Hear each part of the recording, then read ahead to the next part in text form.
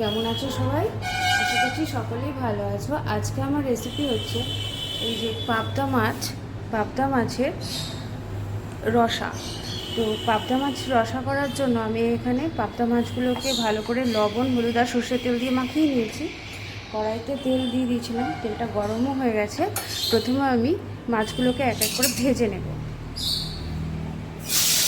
অবশ্যই ঢাকা দিয়ে।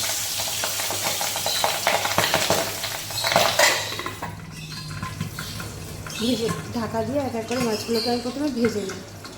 মাছগুলো সমস্তটা ভাজা হয়ে গেছে। আমি কড়াইতে ফোড়নও দিয়ে দিয়েছি। তো ফোড়নটা আমার দেখাতে মনে ছিল না। এখানে দিয়েছি আমি গোটা গরম মশলা, শুকনো লঙ্কা, কালো জিরে আর তেজপাতা। পেঁয়াজটাকে আমি ভালো করে ভেজে নেব। তো আমি তো ধীরে ধীরে করে এরকমভাবে কেটে নিয়েছি, তোমরা যেরকম চাও সেরকমই দিতে পারো। তো পেঁয়াজটাকে আমি ভেজে নিই আগে। এখানে আমি মশলাটাও করে নিয়েছি।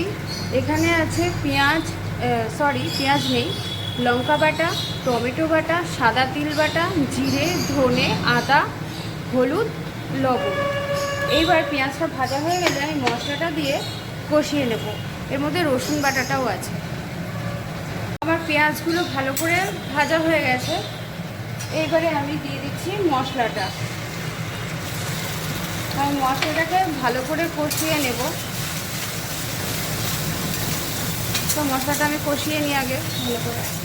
মশলাটা কষানো হয়ে গেছে, তেলও ছেড়ে দিয়েছে। দিয়ে দিচ্ছি গরম জল।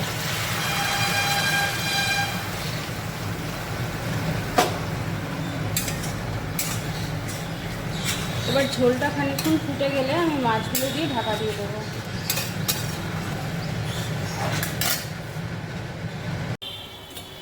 ঝোলটা ভালো করে ফুটে গেছে, দিয়ে দিচ্ছি মাছগুলো।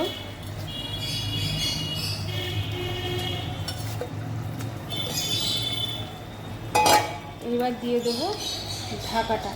5 মিনিটের জন্য এটাকে ফুটতে দেবো।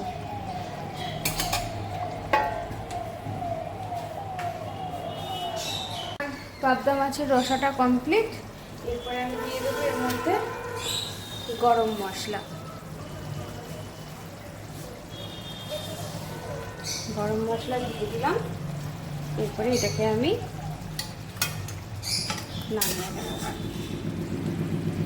তো এই যে আমার পাবদা মাছের রসাটা রেডি।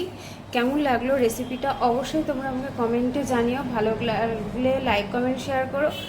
আর ফেসবুক থেকে যারা দেখবে তারা আমার ফেসবুক প্রোফাইলটা ফলো করে দিও। যারা ইউটিউব দেখবে আমার ইউটিউবে শুভ্রাস কিচেন চ্যানেলটাকে ফলো করে দিও, সাবস্ক্রাইব করে দিও। তো আজকের মতন টাটা, দেখা হচ্ছে নেক্সট ভিডিওতে।